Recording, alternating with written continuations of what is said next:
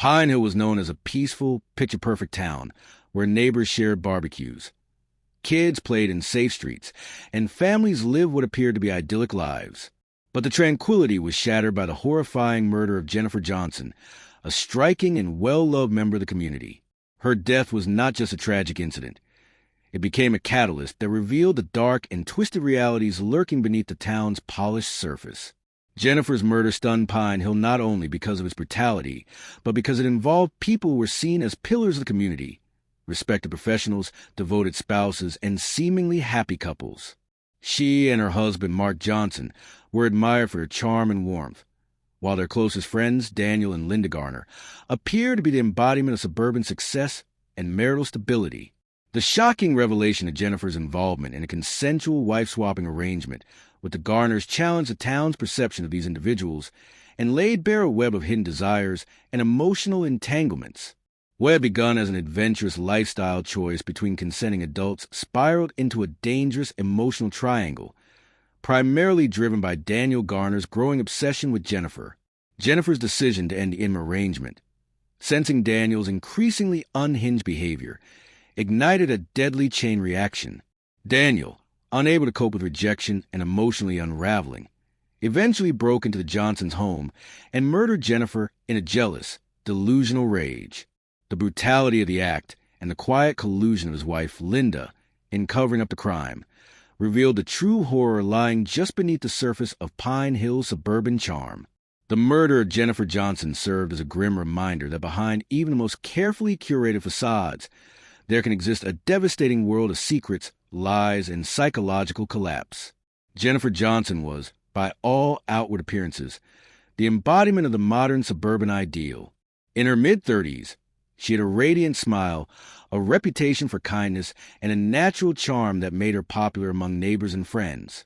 She was married to Mark Johnson, a successful architect known for his calm demeanor and dedication to family.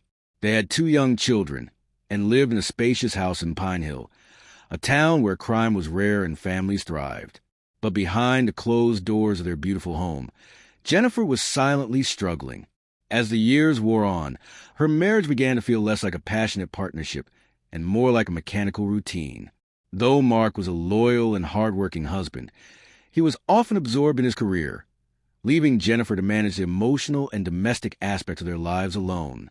She longed for something more, something thrilling, emotionally validating, and deeply intimate. This internal discontentment made her increasingly vulnerable to outside influences. When she met Daniel and Linda Garner at a neighborhood barbecue, Jennifer was instantly drawn to their energy and openness. The Garners, particularly Daniel, were bold, flirtatious, and different from the reserved couples Jennifer was used to. Over time, the 2 couples became close, socializing often, and even going on family outings together. It was during these interactions that subtle flirtations turned into intimate conversations, and those conversations eventually gave way to a shocking proposal. The Garners introduced Jennifer and Mark to the concept of consensual wife-swapping. While Mark was hesitant, Jennifer saw it as an opportunity to reclaim a sense of passion and adventure in her life. The arrangement, though unconventional, brought a jolt of excitement, especially for Jennifer, who quickly found herself drawn to Daniel Garner's intense personality and charisma. What began as a shared experiment soon spiraled into something far more dangerous. Jennifer's emotional dissatisfaction with her marriage, coupled with Daniel's growing fixation on her, led to secret rendezvous and blurred boundaries. She began to confide in Daniel about her personal feelings, unintentionally deepening his obsession. At first, Jennifer welcomed the attention. It made her feel alive and desired. But over time, Daniel's possessiveness and erratic behavior became alarming. Jennifer found herself caught between 2 worlds. The one she had built with her family and the emotional vortex she had been drawn into with Daniel. She eventually tried to pull away, hoping to return to normal life and save her marriage. But by then, the damage had been done, and Daniel wasn't ready to let go. This dangerous intersection of emotional need, sexual experimentation, and obsession set the stage for the tragedy that would follow. As Jennifer and Mark Johnson settled into life in the Pine Hill community, they quickly became acquainted with their new neighbors, Daniel and Linda Garner. The Garners were the kind of couple that stood out in suburban settings, outgoing, bold, and refreshingly unfiltered. Daniel was charismatic and athletic, with a mischievous charm, while Linda was vivacious and fiercely confident. Together, they projected an image of uninhibited fun and a marriage built on mutual freedom rather than traditional norms. What started as casual backyard barbecues and playdates between the kids slowly morphed into deeper adult conversations over drinks and late-night gatherings. Jennifer, still yearning for something more than the monotony of her domestic life, found herself drawn to the Garners' unconventional lifestyle and open attitudes about love, intimacy, and freedom. Daniel, especially, had a magnetic way of speaking that made Jennifer feel seen and understood, feelings that had long been absent in her emotionally strained marriage. As the two couples spent more time together, flirtations became increasingly overt. The tension that had once lingered subtly in their conversations now crackled with possibility. Linda Garner, open and confident about her beliefs, broached the topic of open relationships and swinging. To Mark and Jennifer, who had never considered anything of the sort, the suggestion was shocking at first, but not entirely unwelcome. Curiosity soon overrode hesitation. Mark, though more reserved, didn't want to lose Jennifer, and he could see how animated and excited she became when spending time with the Garners. Jennifer, for her part, saw the idea as both an adventure and a possible escape from the emotional void she had been living in. There was an underlying hope that this new arrangement might rekindle something in her marriage, or at least awaken something within herself. After multiple intimate discussions, agreements were made and boundaries established. The couples would swap partners occasionally, under agreed-upon rules and with full transparency. Initially, it seemed to bring a jolt of excitement into both marriages. The first few encounters were arranged, discreet, and seemingly harmless. But while Linda and Mark treated the arrangement as purely physical and recreational, things quickly became more emotionally complicated between Jennifer and Daniel. Daniel began showing signs that he was becoming emotionally attached to Jennifer. Unlike Mark, Daniel was expressive, attentive, and unafraid to verbalize his affection, qualities Jennifer had long been craving. They started communicating outside the scheduled arrangements, meeting in secret, and sharing far more than physical intimacy. The boundaries that were so carefully set began to blur, especially as Daniel hinted at his dissatisfaction with Linda and his desire to be with Jennifer exclusively. Jennifer found herself slipping deeper into the entanglement. What began as an experiment between consenting couples had evolved into a full-blown emotional affair between her and Daniel. This wasn't the light-hearted fantasy the couples had envisioned. It had morphed into a dangerous and emotionally charged triangle. Behind closed doors, the situation became increasingly volatile. Linda, initially supportive of the wife-swapping arrangement, began to notice changes in Daniel, his growing distance, his secrecy, his unpredictable moods. Mark, too, could sense something was off, though he couldn't quite put his finger on it.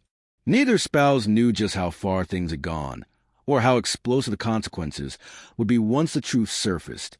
What had started as a mutual exploration of sexual freedom had now become a ticking time bomb, set to explode under the weight of deception, jealousy, and obsession.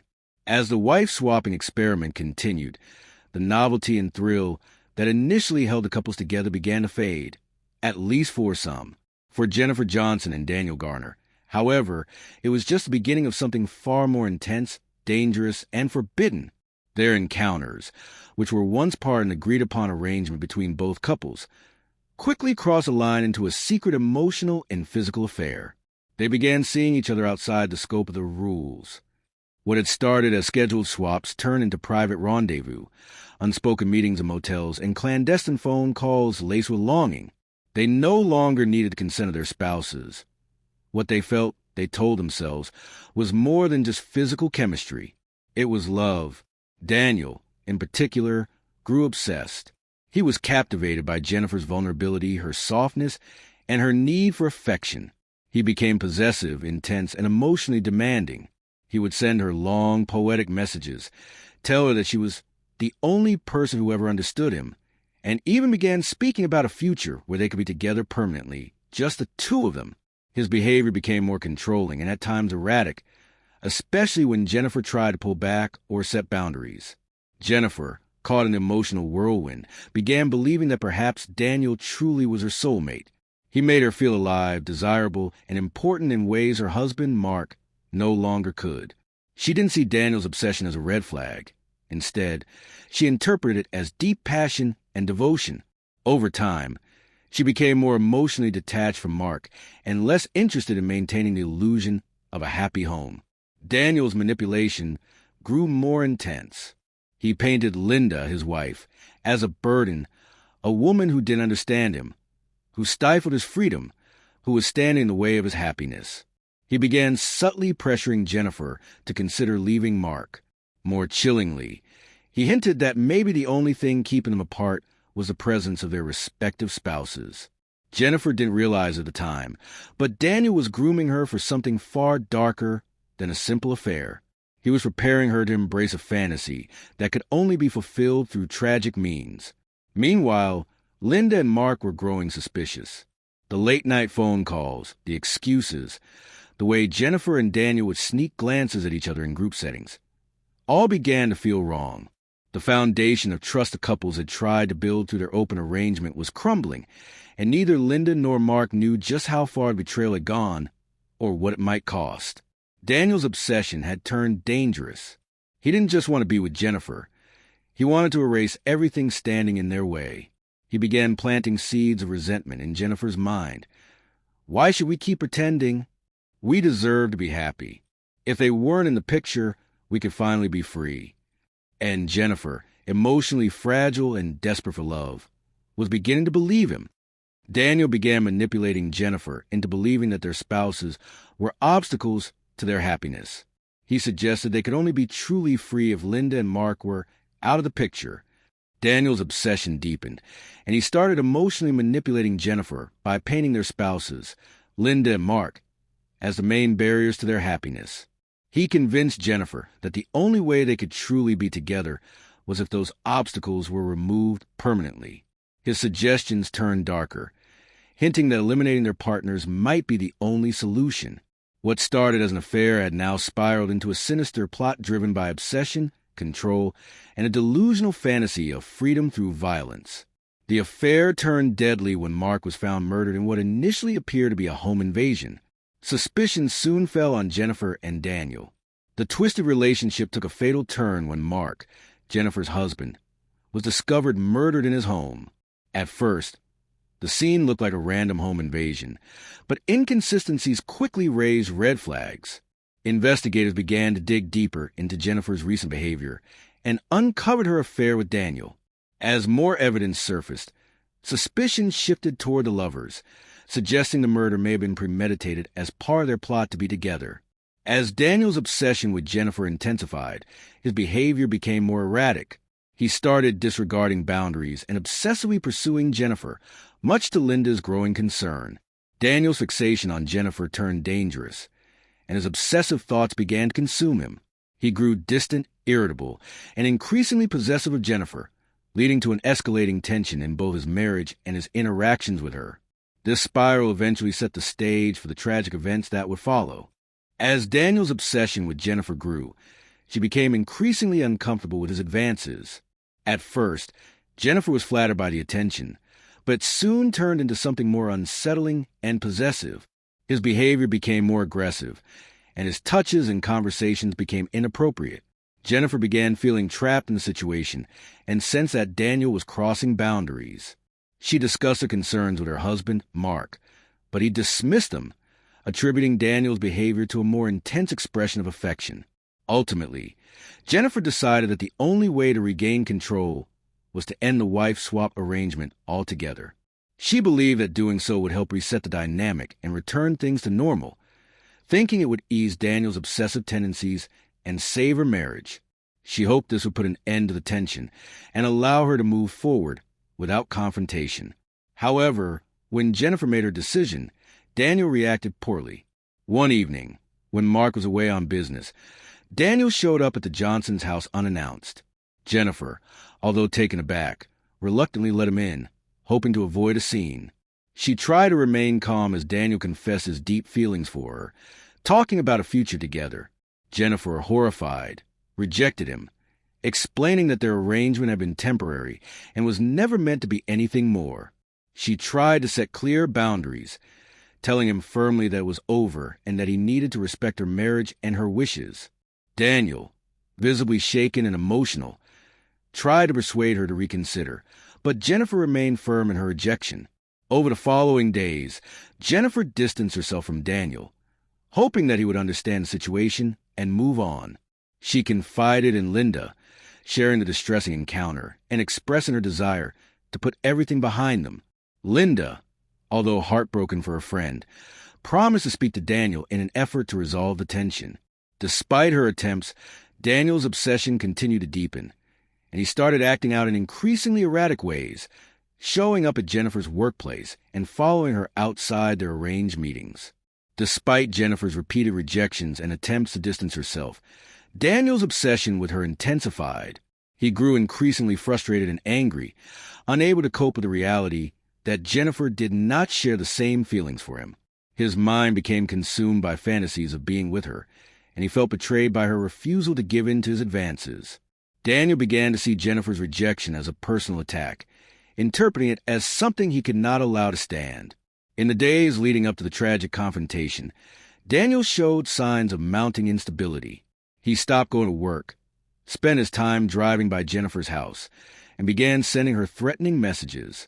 These messages ranged from aggressive rants about how Jennifer had led him on to bizarre declarations of love and obsession.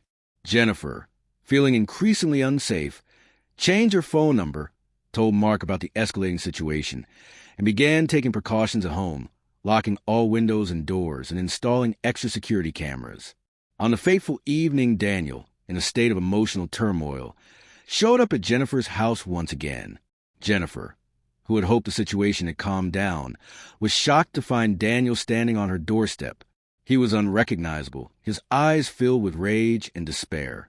He had brought a gun, his weapon of choice, and it was clear that he was no longer thinking rationally. Jennifer tried to keep him calm, attempting to reason with him and remind him that it was over. But Daniel was beyond reasoning. His fixation on her had completely consumed him, and he no longer saw a way out except through violence. He accused Jennifer of leading him on, blaming her for his shattered emotional state. Jennifer, terrified, tried to retreat into her house, but Daniel barged in, blocking her escape.